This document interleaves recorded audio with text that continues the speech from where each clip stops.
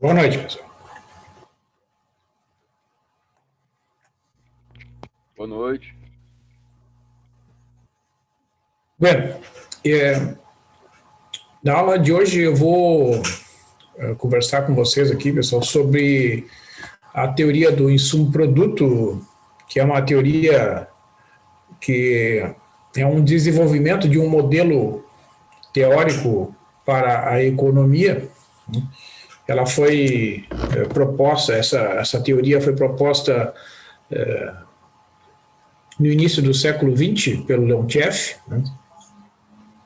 Que então, após formular uma série de hipóteses sobre o funcionamento da economia, né, desenvolveu e com o passar do tempo, ao longo da vida dele, né, ele começou a trabalhar nos Estados Unidos e ficou praticamente a vida inteira desenvolvendo a sua teoria lá nos Estados Unidos. E depois que ele consolidou, né, com acesso a dados e com a formação de uma equipe de colaboradores, ele também desenvolveu e aplicou essa teoria a diversos outros países, né?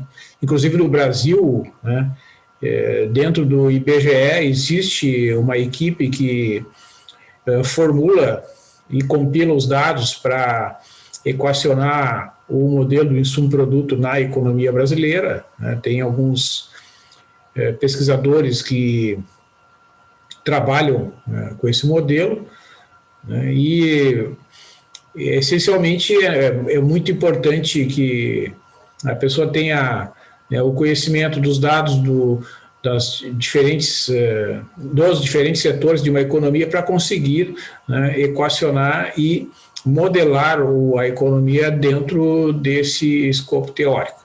Tá? Como qualquer outro modelo, né, pessoal, tem diversas situações em que ele acaba se tornando e se mostrando capaz de responder a algumas questões, e tem outras que talvez ele não responda de modo tão satisfatório, né? Há uma série de hipóteses sobre as quais o modelo se desenvolve, então tem muita discussão sobre a validade das hipóteses, né? Então tem muita literatura sobre este assunto. Vocês poderão depois, se tiverem interesse, né, aprofundar o conhecimento de vocês. Eu vou apresentar aqui então alguns aspectos do ponto de vista teórico, né, as hipóteses que são a base desse desenvolvimento, e, digamos assim, aquele aspecto matemático relacionado com a resolução de sistemas de equações e operações com matrizes que estão diretamente relacionados com o que nós estudamos até agora, aqui no curso, né? Que foram as operações básicas com matrizes e resolução de sistemas de equações lineares. Tá? Então, eu vou me guiar aquele resumo, né, que eu postei ali no Moodle sobre a teoria do insumo-produto. Tá? Então, vocês poderão acompanhar, se tiverem aí com o Moodle em mãos, né? Vocês poderão acompanhar abrindo o arquivo que está disponível ali no Moodle. Eu vou fazer uma apresentação, então, discutindo alguns aspectos que estão listados ali, certo? E aí, se vocês tiverem perguntas, alguma dúvida, vocês podem ficar à vontade aí, tá?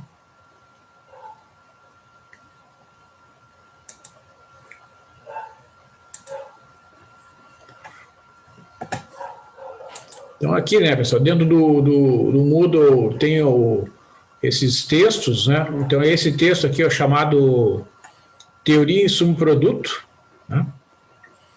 Que tem essa apresentação aqui. Bom? Então essa matriz de insumo-produto, ou a teoria do insumo-produto, vocês vão encontrar mais informações e mais exemplos, uma discussão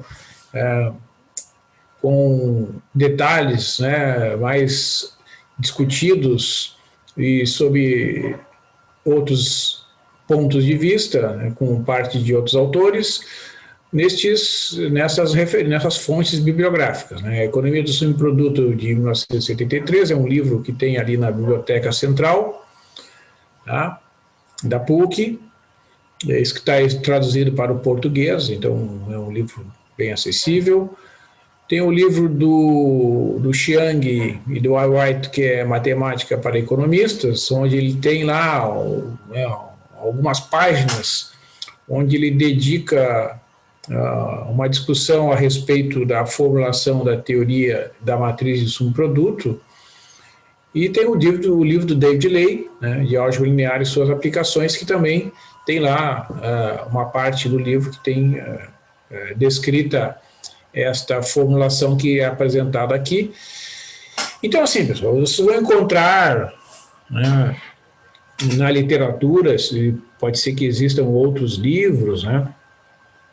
Às vezes a descrição pode ser diferente aqui e ali em alguns aspectos, né? Porque às vezes alguns fundamentos teóricos são compartilhados por uma escola de pensamento e outras escolas podem considerar válidas outras formulações, né? Então isso acontece, né? As teorias são lançadas e às vezes as pessoas discutem as hipóteses e são feitas com o passar do tempo algumas modificações, né?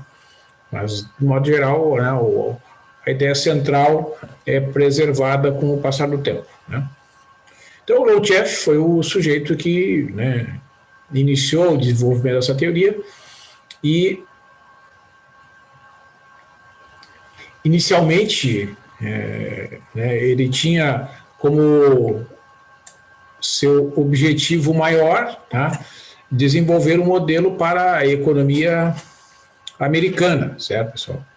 Depois, né, que ele verificou e que a teoria funcionava, né, em muitos aspectos e ela foi, digamos, aceita, né, pela comunidade acadêmica e também na medida que o tempo foi passando, né, a economia americana era capaz de fornecer os dados, né, que ele precisava para fazer cálculos, fazer as suas estimativas, fazer previsões e tal. Então ele acabou criando, né, uma estrutura de pesquisa que até em alguns momentos auxiliava alguns setores do governo americano nas suas previsões então por um certo tempo se mostrou bastante satisfatória, no sentido de que respondia em alguns aspectos as questões que iam surgindo ao longo do tempo na economia americana e até para alguns outros países, né? Depois ele difundiu, né, esta teoria, este modelo, e também pelo fato dele ter acesso, né, a dados da economia não só dos Estados Unidos, mas de outros países, ele também foi capaz de formular, né, e desenvolver esse modelo para outros países da Europa, países aqui da América do Sul, o Japão, tá? Então, vários países do mundo, né, foram sendo objeto, né, de aplicação desse modelo teórico de funcionamento da economia. Muito bem, pessoal. Então, né, quais são as hipóteses que foram levadas em consideração, tá, na hora de desenvolver, né, esta teoria? Bom, uma das hipóteses é que a economia é dividida em N setores, onde este N é um número inteiro positivo que vai, digamos, ser um retrato o mais fiel possível do funcionamento de uma economia, tanto quanto maior for o detalhamento, né, possível para este retrato, né? Imaginemos uma economia desenvolvida, porque vocês têm que levar em conta o contexto, né? Quando ele propôs essa economia, era início do século XX. Tá? Naquela época, a economia líder mundial era a economia do Reino Unido. Né? Os Estados Unidos começou a liderar a economia americana, a economia mundial, a partir de 1915, a partir de 1920, ele começou a liderar e se mantém na liderança desde então. Né? E essa liderança é pelo PIB, pela produção, pelo PIB per capita e por vários outros indicadores, certo? E naquele período, né, por exemplo, um dos setores da economia americana e mundial que mais empregava era a agricultura. Né? Hoje, por exemplo, o setor da economia que mais cresce nos Estados Unidos, no Brasil e vários outros países capitalistas é o setor de serviços. Né? Então, os setores, né, que retratam a economia num certo momento, eles podem daqui a 50, daqui a 100 anos se modificarem. Tá? Então, imaginem, por exemplo, né, dividir uma economia como a brasileira em N setores. Né? Aí tem que levar em conta a agricultura, a pecuária, o setor de serviços, o setor industrial, né, o próprio governo. Né? Então, existem muitos setores. E dentro da própria indústria, né, existem vários setores. Né? Existe a indústria do aço, a indústria automobilística, que já pega produtos que vêm de outros setores industriais e que modifica, né? Pega lá o plástico e coloca para produzir um carro, para montar um carro. Né? Então, existem certos setores que são interrelacionados. Então, no início, né, digamos assim, tu tem lá um certo número de setores. E aí, à medida que o tempo vai passando, os dados vão alimentando, né, o grupo de trabalho, é possível aumentar o número de setores para dar um retrato cada vez mais fiel, digamos assim, ao funcionamento da economia. Tá? Então, a princípio, são N setores. E na produção de um bem, né, os demais são considerados insumos. Tá? Por exemplo, para produzir um veículo, tá?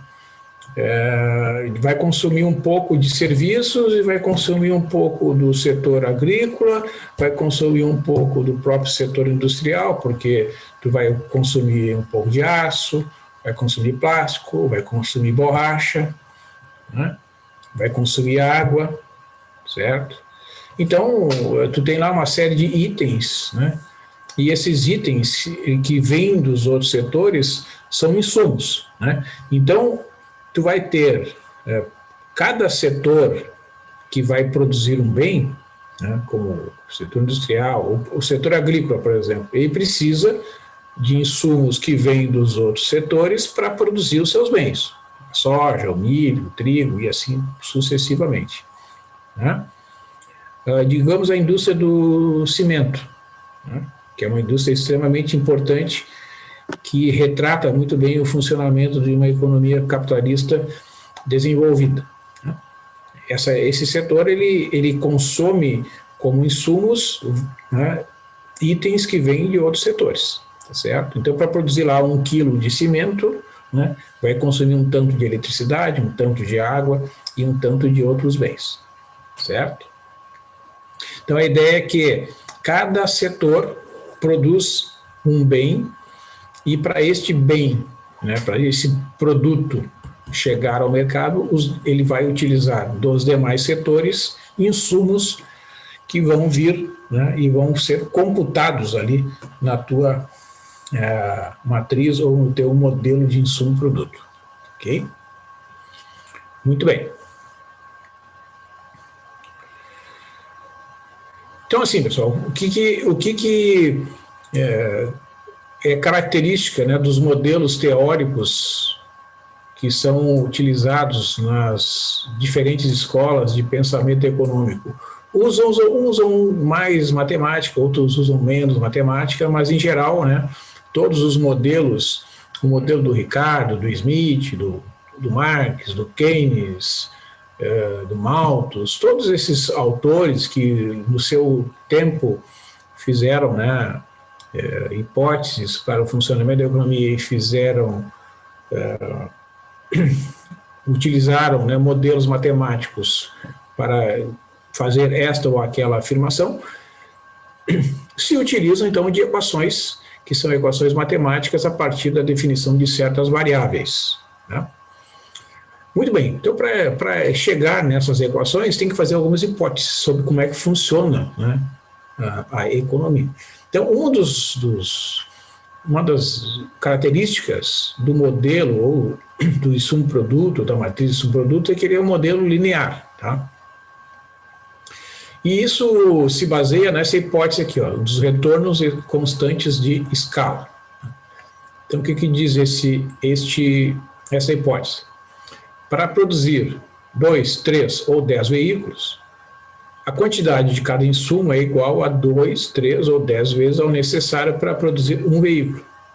E o mesmo para qualquer outro bem. Eu coloquei aqui o veículo porque todo mundo, né, sabe do que se trata, certo?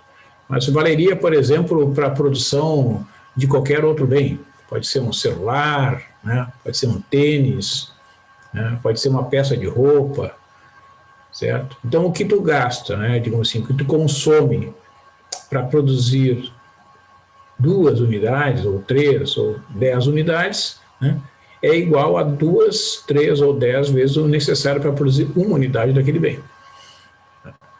Isso é verdade, né, pessoal, sob certas condições, e se algum de vocês tem algum tipo de negócio que produz, né, algum bem, uma fábrica, por exemplo, você sabe que sob certas condições isso é verdadeiro, né? No entanto, também há questionamentos sobre esse tipo de afirmativa ou sobre essa hipótese, né? Porque é sabido em certos setores da economia que sob certas condições, né, quando tu aumenta muito a escala de produção, né, é possível tu conseguir maximizar, né, a utilização de certos recursos de modo que o consumo, né, dos insumos necessários para a produção não cresça linearmente. Então, isso pode acontecer. Então, tem muita discussão a respeito da validade, né, mas é uma hipótese muito importante porque ela é simplificadora. Tá? Ela é simplificadora e vai trazer essa característica de linearidade, né?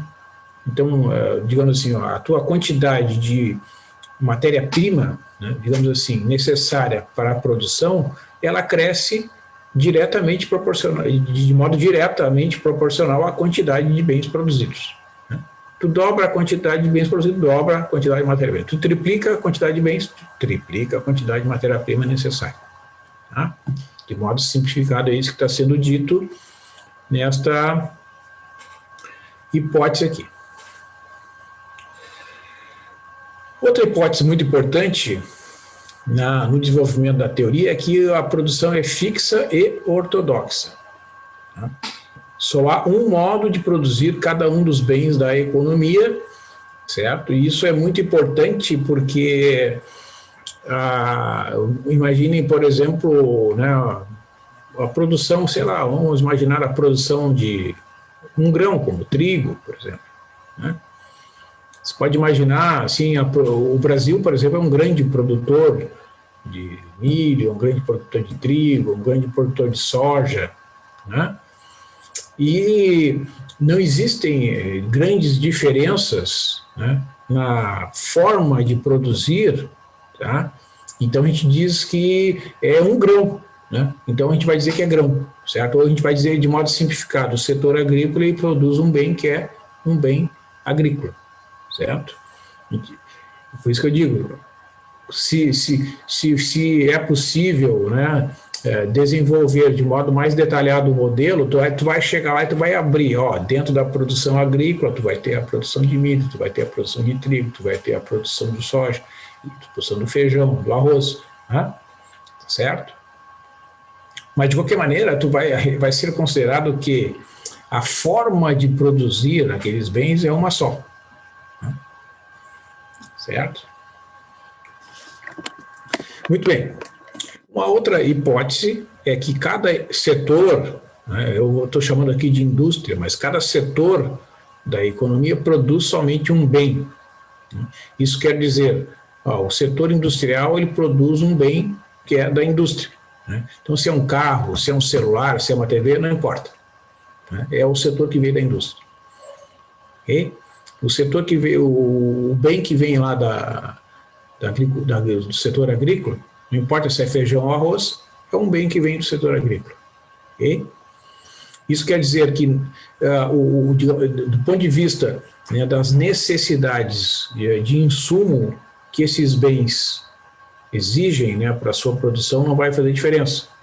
Tá? É claro que se a gente olhar, né, no detalhe, pode ser que seja lá diferente a quantidade de água que tu precisa, a quantidade de fertilizantes, né?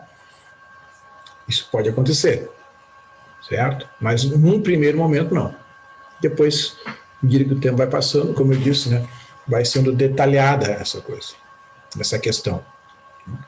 Então, de cada indústria sai um bem. O setor de serviço, por exemplo, é o setor de serviço de hotelaria, o setor de serviços de vários outros tipos, né? Pessoas que prestam serviços fazendo teleentrega, as pessoas que prestam serviços diversos, como atendimento ao público, sei lá, uma loja, né?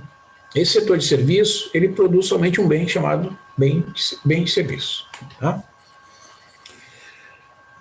E assim por diante, né? Cada setor produz somente um bem. E uma hipótese também muito importante, tão importante quanto as outras, é que a tecnologia é constante, pessoal. E isso é verdade durante um certo tempo. Né? Todos vocês que eventualmente já têm alguma experiência de trabalhar ou conduzir algum negócio, né? Vocês sabem que a tecnologia empregada, né, na produção de um certo bem, ela se mantém durante um certo tempo.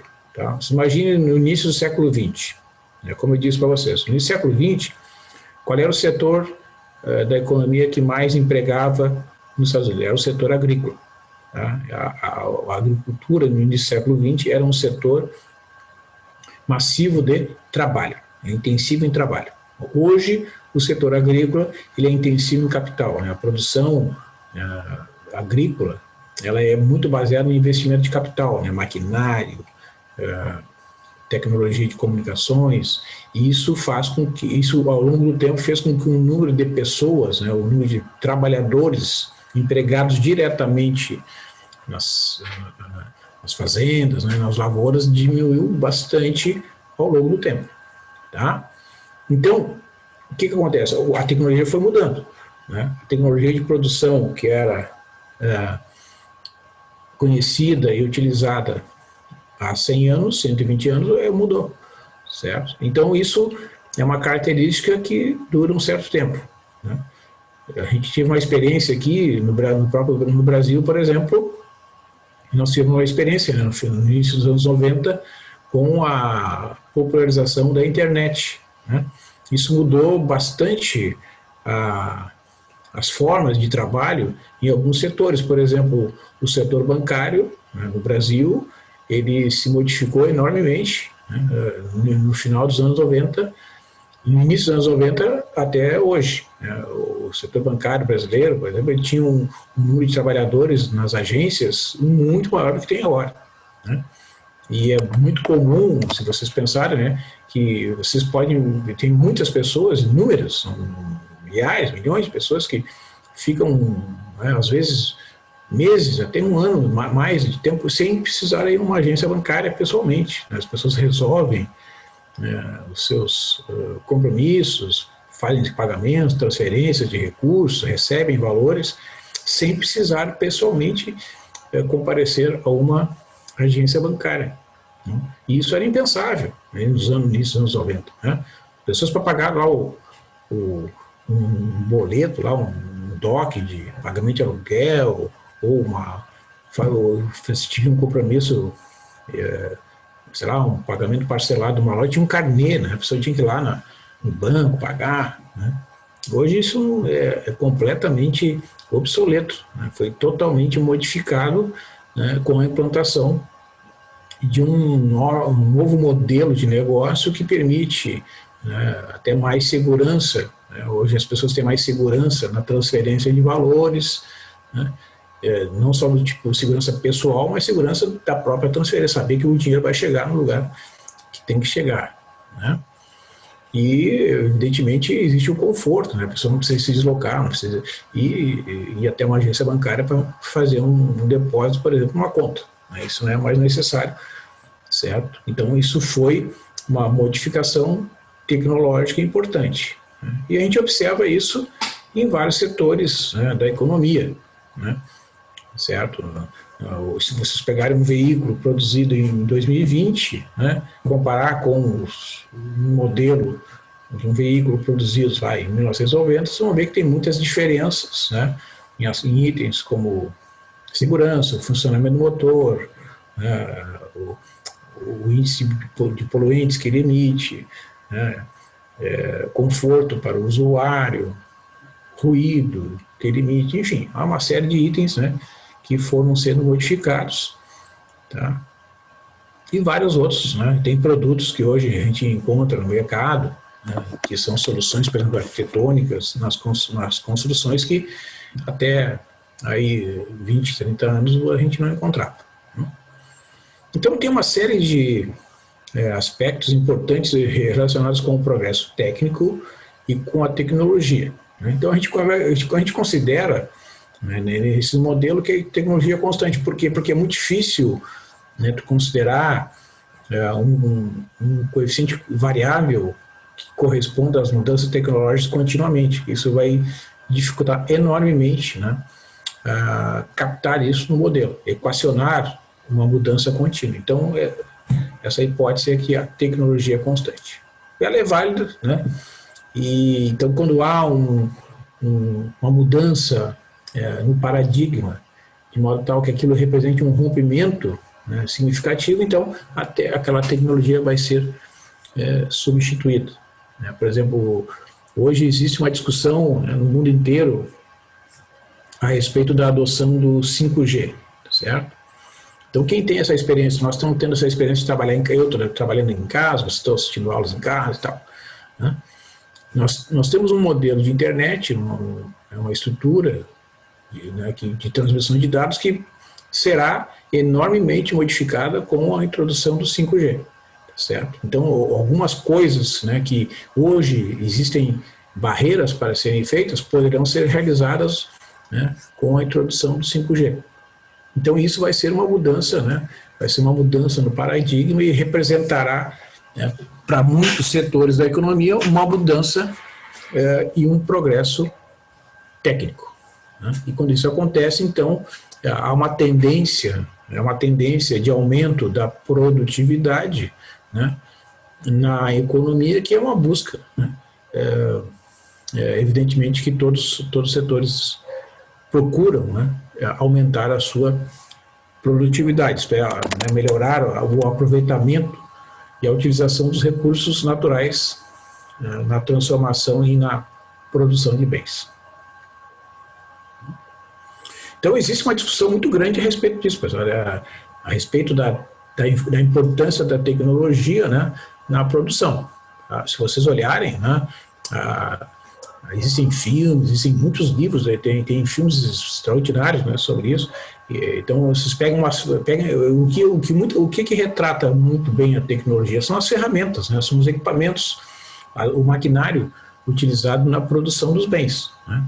Então, se vocês pegarem, por exemplo, certas ferramentas que eram usadas aí no século XX, depois veio, né, a Primeira Guerra, a Segunda Guerra, né? Então muitas ferramentas foram sendo substituídas por outras, né? E constantemente isso vai acontecendo, tá? Então essa é vejam, são hipóteses, né? Se vocês pegarem aqui, ó, cada uma dessas hipóteses aqui é enormemente discutida, né, na literatura. Então, tem pessoas que ficam ali, né, debatendo a importância dos retornos constantes de escala, da hipótese da produção ser fixa e ortodoxa, né? Aquela ideia do Ford, lá no início do século XX, né, que tinha linhas de montagem, né, para produzir os bens, como os veículos, né?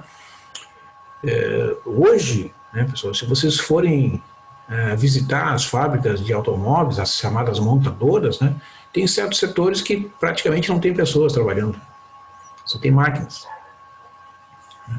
Então isso é uma coisa realmente impressionante, né, a forma como ocorrem as mudanças na tecnologia e na forma de produção dos bens. Tá? Então isso é bastante discutido e eu estou apresentando aqui com isso para vocês um resumo, a base teórica do modelo do Leontief. Então aí chega, né, nessa matriz, que é chamada matriz de insumo-produto, né, onde então os elementos, os coeficientes, serão identificados por estabelecer uma relação entre dois diferentes setores da economia. Tá? Então, cada elemento, vai ser uma matriz, N por N, né, porque a economia é dividida em N setores, né, e a matriz vai ser chamada de A, e cada coeficiente será um AIJ, onde o AIJ denota a quantidade do insumo I necessário para produzir uma unidade do bem J. Tá? Então, o I representa a quantidade do insumo. A entrada é o I e o J é a saída, a produção do bem J. E os valores são normalizados. O que isso significa, né, pessoal? Como existe aquela hipótese da produção dar retornos constantes de escala, né, não faz diferença se tu apresenta o coeficiente em milhões de dólares, ou em $1, ou em R$1, não importa, né? Porque se tu precisa de 2 centavos para produzir, digamos, R$1 de um celular, por exemplo, né? Para produzir R$1.000, tu vai multiplicar por 1.000 aquela quantidade, porque os retornos são constantes de escala. Então, os valores são normalizados, né? Isso quer dizer que sempre será representada a quantidade em uma unidade de uma moeda, por exemplo, como o dólar, né? Ou vai ser 1.000, ou vai ser 1 milhão, né? Então aquele valor vai ser normalizado para facilitar, né, a interpretação. Tá? E, geralmente, então, vão aparecer números fracionários entre 0 e 1. Entre 0 e 1, desculpe. Tá? Então tu terá uma demanda intermediária, né, que são os próprios setores produtivos que vão enxergar os outros setores como os seus fornecedores, né? Então, digamos, o setor agrícola vai enxergar o setor que produz fertilizantes como um fornecedor para ele, né? O setor agrícola vai consumir fertilizantes para produzir os seus bens. O setor agrícola vai consumir automóveis e outros veículos, como tratores, para produzir os seus bens. O setor agrícola vai comprar medicamentos para combater pragas, os chamados herbicidas, pesticidas, são medicamentos que são usados no controle de pragas. Esses produtos entram como insumos para a produção dos bens agrícolas. Tá? Essa é a chamada demanda intermediária. Então, cada setor ele consome um pouco dos outros setores, né? O setor agrícola consome serviços também, né? Porque ele usa entrega, né? Tem caminhões que circulam com as mercadorias, isso é um serviço. Tá? E muito bem. Então, essa é a demanda intermediária. E existe a demanda final, que é o consumo representado pelas famílias, pelo governo, pela sociedade como um todo, né? Que vai consumir lá uma certa quantidade de produtos agrícolas, uma certa quantidade de serviços, uma certa quantidade de produtos industriais, né, para a subsistência e para o próprio funcionamento da economia. Tá? Então, como é que isso funciona, né, pessoal? Geralmente, isso funciona como um retrato, né, como uma janela no tempo. Então, imagina assim, ó, geralmente, né, nas discussões econômicas se divulga o PIB anual, né, para saber o quanto um país cresceu ou decresceu num certo período, né? Então, geralmente, o PIB ele é avaliado no calendário, nosso calendário usual, né? Então, pega no caso do Brasil, né? Aí pegar no ano 2020, né? Vai pegar de janeiro de 2020 a dezembro de 2020, vai somar tudo que foi produzido e ver se vai ser o PIB. Aí tu compara, né, essa produção com o PIB de 2019, né? Certo? Então é assim que funciona. Então a mesma coisa a matriz de subproduto, né? Ela vai funcionar como um retrato da economia durante um certo período de tempo. Tá? Geralmente, né, um ano, de um ano para outro vai evoluindo, né, vão mudando as relações, às vezes um setor cresce mais do que outro, né, às vezes um setor industrial vai demandar mais dos outros, ou o setor agrícola vai demandar, então isso vai sendo retratado ali nos coeficientes da matriz de insumo produto. Então, durante aquele período de um ano, digamos, os coeficientes vão se manter constantes. Né? Eles podem ser modificados no ano seguinte. Tá? Então, essa matriz A é chamada de matriz de insumo-produto ou matriz tecnológica. É uma matriz N por N com coeficientes constantes, onde o N é o número de setores da economia, né? E a mão de obra não é um produto industrial. A mão de obra ela não é considerada um produto dos N setores. Né? É como se fosse um setor exógeno. E o setor aberto, né, que é externo à rede de indústria, representado pelo governo e pelas famílias, né, que vai ter esse consumo final, né, como eu falei para vocês, necessários para a própria subsistência e para o funcionamento, né, dos diversos setores. Então, somando, qual é a lógica aqui, né, pessoal?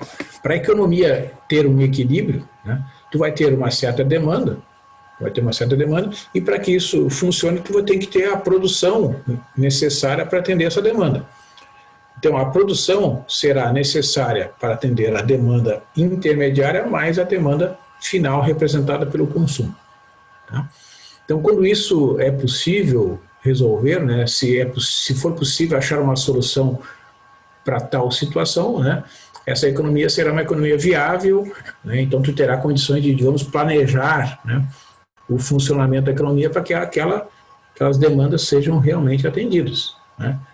Então, é nesse sentido que a teoria do Leontiev se mostrou uma teoria que pôde auxiliar, né, inicialmente o governo americano e depois outros governos de outros países, no planejamento, né, que era capaz de responder a tais questões. Olha, se eu aumentar aqui a produção agrícola, quanto eu vou precisar de aumentar nos outros setores? Né?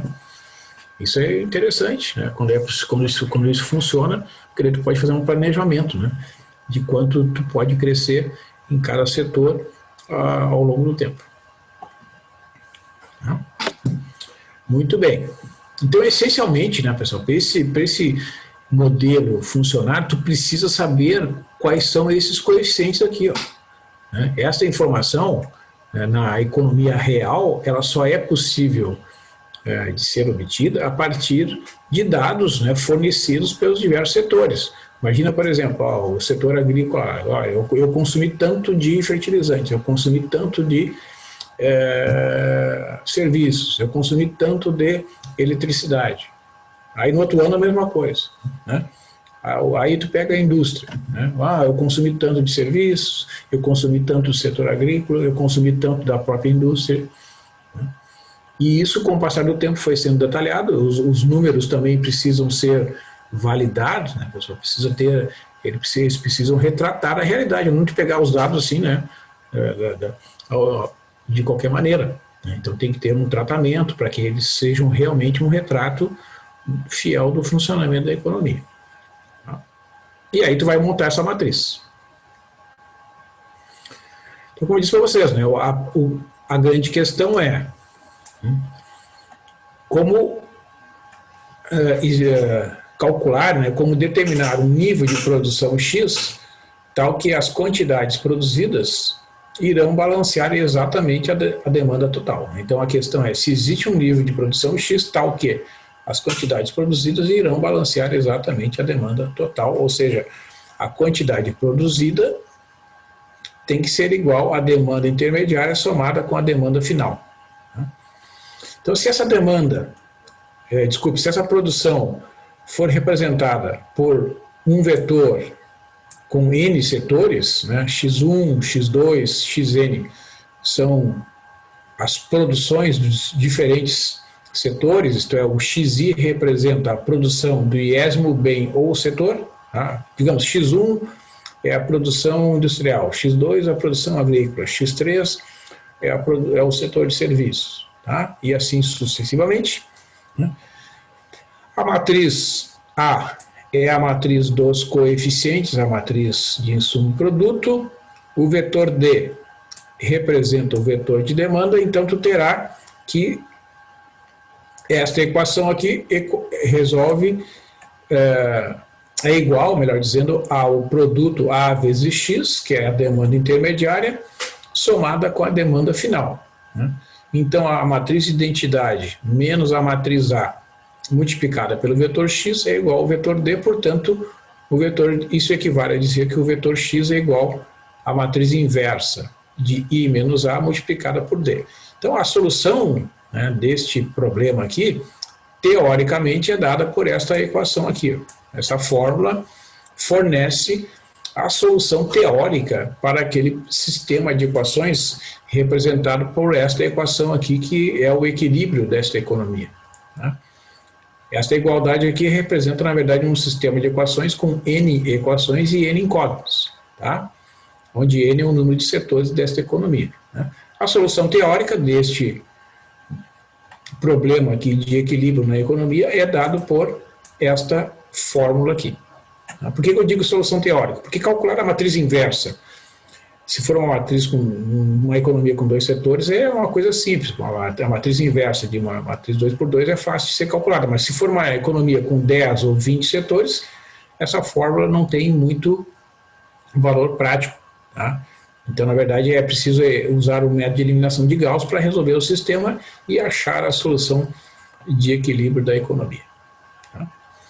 Então, nós vamos fazer o seguinte, pessoal, eu vou encerrar por aqui hoje, porque eu gostaria de iniciar um exemplo, mas já está no final aqui do tempo, né? Nós estamos aqui já com quase 45 minutos, então eu vou deixar a ilustração com um exemplo prático do modelo de Leontief com dois setores da economia para a próxima aula. Vocês podem iniciar aqui, ó, a leitura deste exemplo, né, onde eu faço, então, uma discussão de uma economia de duas indústrias ou de dois setores, tá? E eu tenho aqui, então, uma série de informações, eu vou encontrar, né, a solução de equilíbrio para esse problema, onde tem lá uma demanda do setor aberto, tanto para a mercadoria 1 quanto para a mercadoria 2, né, mas eu prefiro deixar aí para a próxima aula para detalhar melhor, né, com mais tempo, a solução deste exemplo, né? Então, vou encerrar aqui o compartilhamento. E, por último aqui, não sei se alguém tem alguma pergunta sobre o que foi discutido hoje ou sobre alguma outra questão, eu fico à disposição aí para responder a perguntas de vocês. Professor, não? Eu fiquei na dúvida, na realidade, em relação a esse último slide aí do senhor, que tem ali na fórmula ali, tem aquele I menos A vezes o X. Eu não entendi o que seria aquele I. Tá. É o seguinte, ó. A questão, né, que está sendo proposta aqui é descobrir um nível de produção que, de tal modo que a quantidade produzida, tá, digamos uma economia como o Brasil, certo? Aí tu vai ter ao longo de um ano uma certa quantidade produzida, tá? Essa quantidade produzida, né, nesse modelo aqui, deveria ser suficiente para atender a demanda intermediária, que é a demanda dos próprios setores, né, necessárias para a produção ao longo daquele ano, mais a demanda final das famílias, do governo, tá? Então, esta igualdade aqui, ó, ela está escrita nesta forma, tá vendo? O X é um vetor, que representa a quantidade produzida. A demanda intermediária é o resultado da matriz de insumo-produto multiplicada pelo vetor X, somada com a demanda final, tá? Acontece que aqui, ó, tu tem um vetor x, e aqui tem uma matriz multiplicada pelo vetor x. Então, para eu conseguir resolver esta equação, mesmo que seja teoricamente, eu utilizo a matriz identidade aqui, ó. A matriz identidade está multiplicada pelo vetor x. A matriz identidade é a matriz aquela que tem os elementos iguais a 1, né, na diagonal principal e todos os demais elementos iguais a 0. Então, esse aqui representa o i. É como se fosse o elemento, o número 1, por exemplo, na multiplicação. Quando eu multiplico o número 1 por qualquer número, dá o próprio número, né? 1 vezes x é igual a x. Então, essa matriz aqui, ó, a matriz de identidade multiplicada pelo vetor x, representa o mesmo que o vetor x. Só que, quando eu escrevo nessa forma aqui, eu tenho agora aqui, ó, uma matriz vezes x, que é a matriz de identidade vezes x, igual a matriz A vezes x mais D. Então, eu posso agrupar esses termos aqui, ó, porque nesta equação a incógnita é x. Né? O vetor que representa os diferentes setores da economia é o vetor x. Então, o que eu fiz esse artifício? Subtraio o A vezes x aqui do lado esquerdo e agrupo, né, o x, que é um fator comum, e aí eu consigo escrever, como eu disse para vocês, isso aqui é uma fórmula que expressa a solução teórica desta equação aqui, ó. Tá? Se tu, vamos supor que tu tenha condições, né, digamos, computacionais, tá, de aplicar essa fórmula aqui, vamos supor que tu tenha lá um supercomputador, aí tu bota lá a matriz A, ele calcula essa matriz inversa e multiplica pelo vetor D. Isso vai te dar a solução daquele sistema. Então, esse é o significado desta equação aqui. A matriz I é a matriz de identidade, N por N, conforme seja N o número de setores da economia. Se tu tiver uma economia com 5 setores, a matriz de identidade será a matriz 5 por 5. Se for uma economia com 10 setores, a matriz de identidade será uma matriz 10 por 10. Esse é o significado do I. Tá bom? Tá certo. Em geral, nestas equações que envolvem matrizes, sempre que aparecer a letra I, se trata da matriz de identidade, né, de mesmo tamanho que as demais matrizes envolvidas. Né? Então, no caso de uma economia de N setores, o I representa a matriz de identidade com N setores. Tá? Isso aí. Pois não? Qual é o nome do cidadão que desenvolveu essa fórmula dessa teoria do insumo produto? Ah, sim, é o Leontief. Tá. É que eu estava lendo aqui que ele... Não foi ele que teve que levar uma matriz para o computador Mark I em Harvard para fazer a inversa dela? Uma matriz de 24 por 24. Sim, na verdade, né, foram vários assim, desafios que ele foi enfrentando ao longo do desenvolvimento da carreira dele, né, e assim, eu tenho conhecimento de alguns, né, e eu sei que quando ele conseguiu, ele menciona no livro que eles conseguiram ali pelos anos 40, né, do século XX, calcular uma matriz inversa lá eles tinham feito uma divisão da economia americana em 42 setores, tá? Uhum. E aí para resolver aquela equaçãozinha ali olha só, voltando aqui, ó, que o colega ele perguntou, imagina, tu vai calcular essa matriz inversa aqui, ó, como tu perguntou, tem que calcular uma matriz inversa de uma matriz com 42 linhas e 42 colunas.